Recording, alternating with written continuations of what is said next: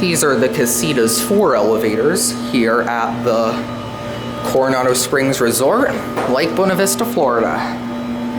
They're just like the other 2 banks I rode. Up to 4. That does not look good.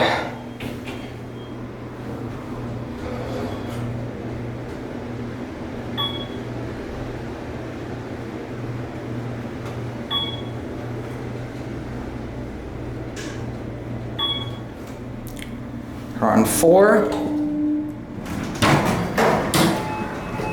ADA phone, and it squealed a little bit as I got to the top, so this thing could be low on oil.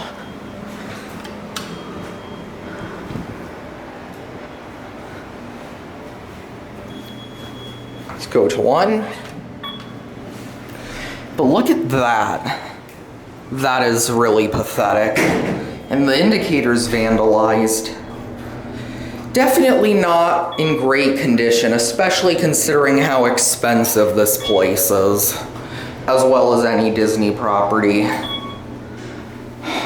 This thing needs a bit of help. The brails are really, really worn out.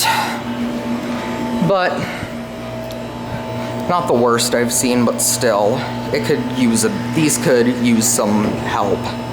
But anyways, there they go. That's gonna be it.